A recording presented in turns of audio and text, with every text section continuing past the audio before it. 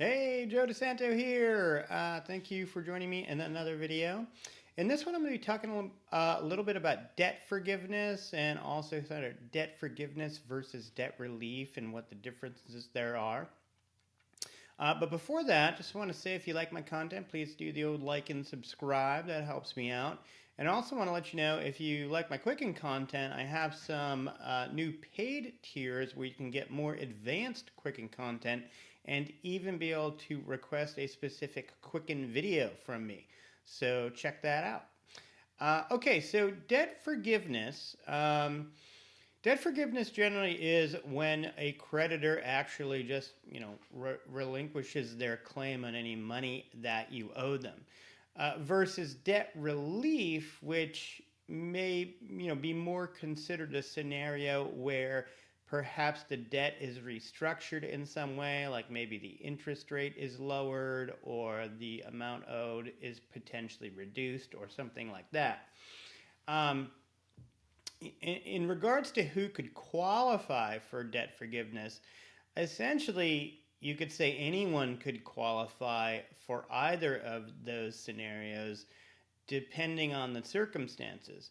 Now, in my experience, which frankly isn't extremely deep in the area of debt forgiveness, the ultimate place debts get forgiven is in a bankruptcy scenario, and that's probably most likely the only place you're really going to find debt forgiveness.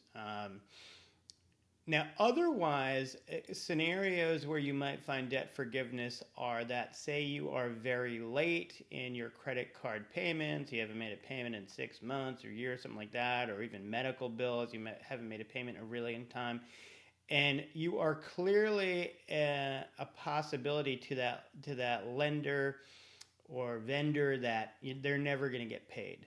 So you might eventually say to them, "Hey, I'll settle up for 20 cents on the dollar," and they might take that. But at that point, your credit's, kind of shot.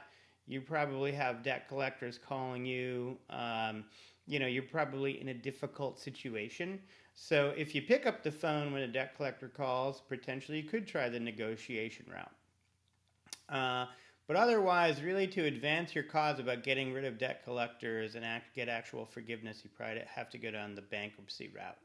Now, debt relief may come in the form of you utilizing some kind of debt restructuring services. There are services out there that say to people, "Hey, you got all these credit cards, you barely could make the payments, the interest rates are super high.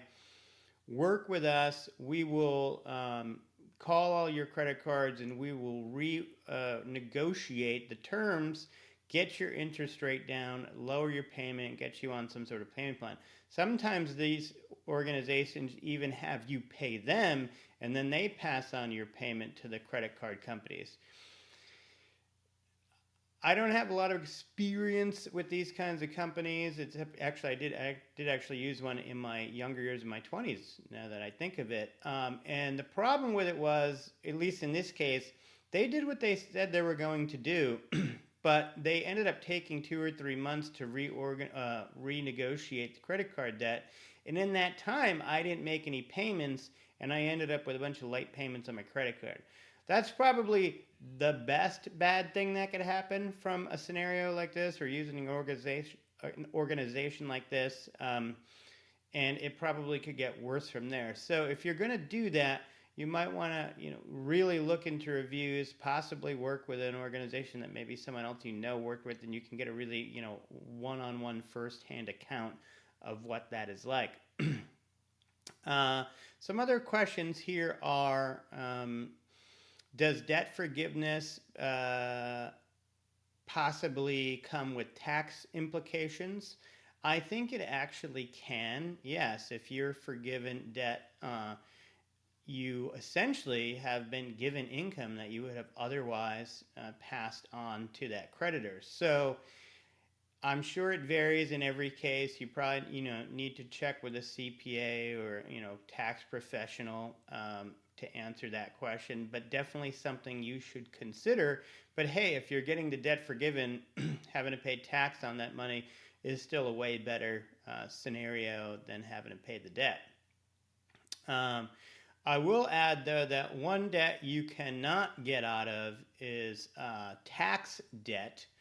You can't even bankruptcy your way out of that. However, you can negotiate outstanding tax liabilities. I wouldn't do it yourself, but you could hire a tax attorney to look at your situation and possibly talk with the IRS and negotiate either a lower tax amount due or more favorable payment terms, or maybe a combination of the two. So if your outstanding debt is tax related, I would not put it off. I would not ignore it. I would engage some help on that front and make sure you stay out of trouble there. So that's all I have to say on that. Hope it was helpful. Talk to you later.